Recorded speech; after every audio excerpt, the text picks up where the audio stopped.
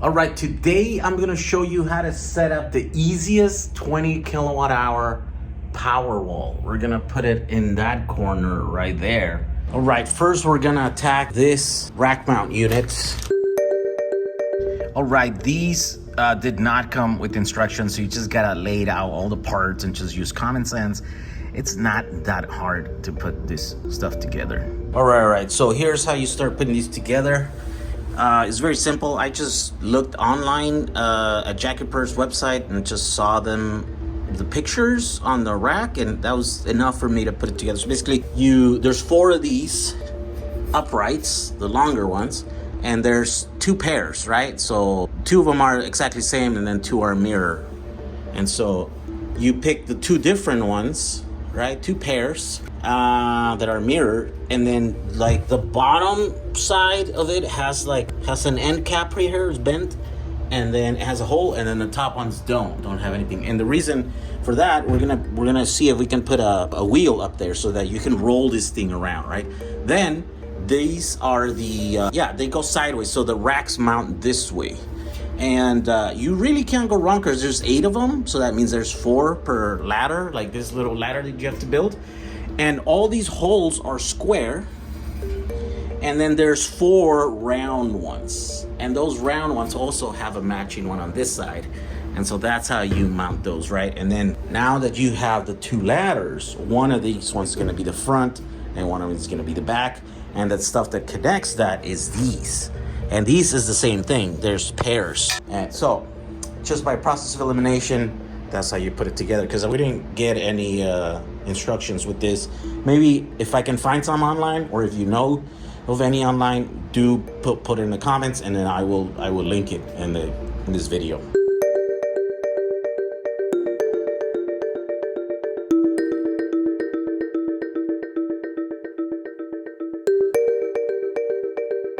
All right, so there it is. That's the rack. You slide the units right here. Now, one thing I didn't get was enough screws to put on here. Unless there are other screws inside the boxes there, then these screws are for here. So I'll just wait.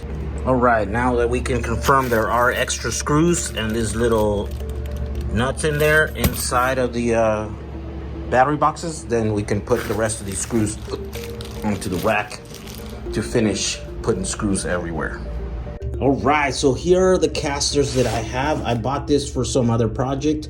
They're 5/16s, but these holes are a bit bigger, about 3/8. So these are like one size too small, but I think we'll be able to fit them using some washers.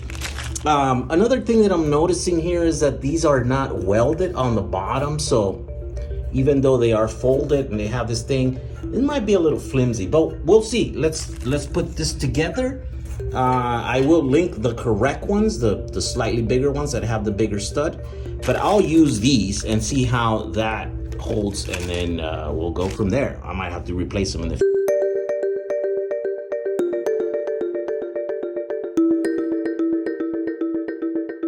There we go.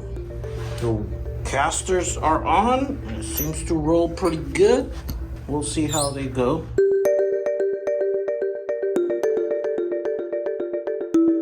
All right, so what I've done, this is, by the way, the new Jakiper battery. Got new, better terminals here, in my opinion. 48 volts, 100 amp power, right? At 52 volts nominal. Energy is 5.1 kilowatt, or 5120 watt hours. Discharge current max 100 amps. And what you have to do is you have to put this little ears on there with those little 6 screws, and then you just have to pop in these little nuts over here. And then the last step is to mount it in there. So you'll watch me struggle mounting these up there.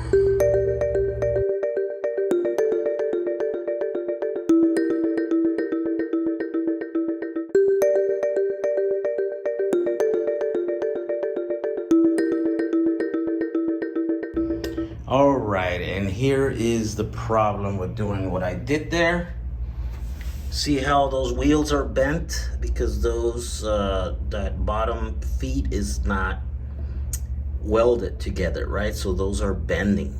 And so yeah, I kind of called it before, but I was like, well, let's try it with the weight of only 2 of these. These are bending, so definitely this is not the way to do it. You'd have to put a whole plate on the bottom and then put casters there. So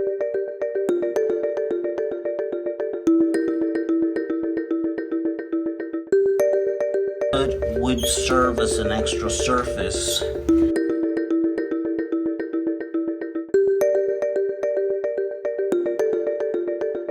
Now that didn't work either because that wood was too soft, so the wheels ended up bending also.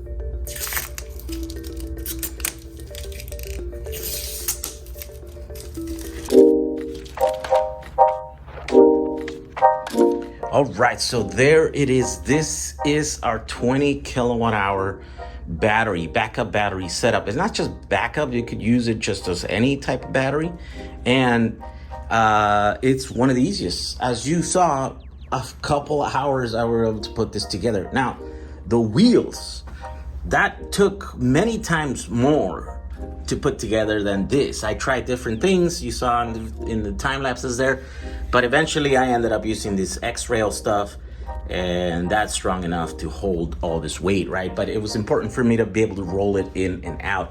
This is basically one of the easiest systems to put together. Doesn't require a lot of skills to do, right? Like you could buy these cables. I made them here, right, in-house, but you could buy these cables at the Jakiper store. They sell them to you. And so then you could just buy them, install them, just screw them on.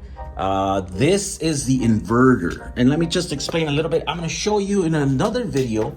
In the next video, I'm going to show you how to connect this to your building or to your house to be able to use this as a battery system, right? And how to use it on a existing solar system, right? That's one of the questions that I get a lot, is how do you add battery to your solar system?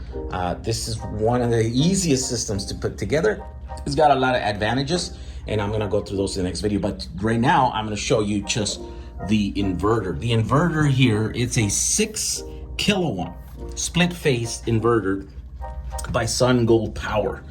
And there's a bunch of reviews on these. These are good because they're low frequency. What that means is that they have a big transformer here, and that's what does the grunt of the work in lowering the voltage.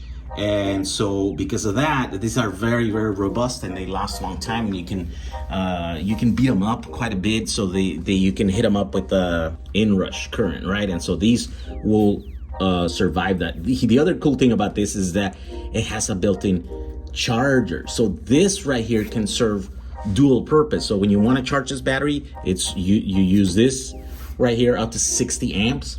And when you want to discharge this battery and put energy back on 220 volt AC, then this is the same device you can use to do that. And it has a transfer switch built in here, which is a very cool feature because then you can use this as a UPS. You connect this, you connect your circuits on the output, and then you connect the power going in into input. And then when the power ever goes out, or if the power ever goes out, then immediately, right, this thing will make the switch over and will take the power from the batteries and then use that to your circuit. So it's all integrated right here. And there are many versions of this.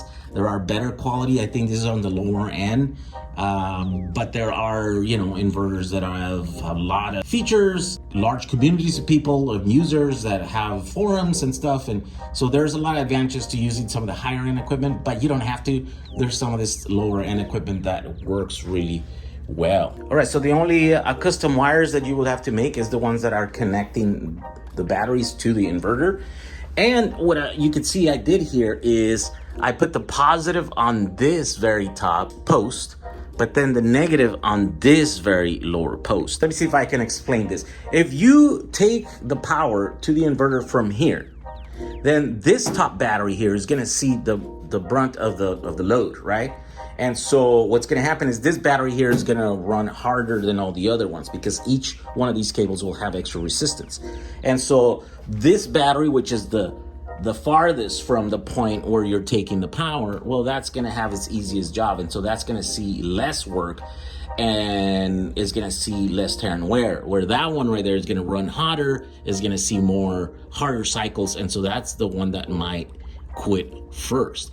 But if you put the positive, you remove from this battery, but the negative from this battery, or vice versa, then the load gets distributed equally, because even though this one right here is seeing the brunt on the positive side, well, it's seeing the least amount on the negative side. And this one over here is seeing the brunt of the load on the negative side. So then this is a more even, more symmetrical load and balanced load throughout this battery system here, right? And so even though it looks like this right here, it's not the way to go, because this red cable now, it's longer than the black cable that's going in here.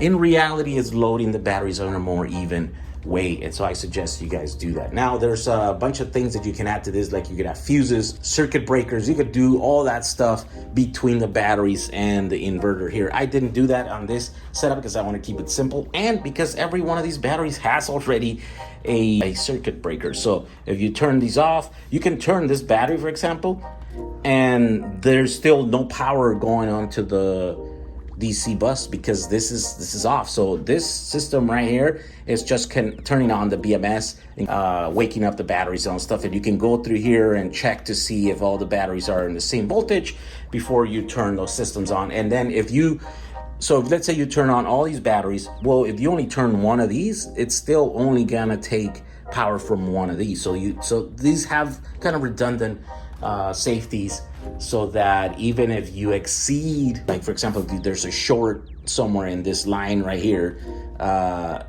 and this is gonna be your first line of defense, this will get hot right away and then click to the off position.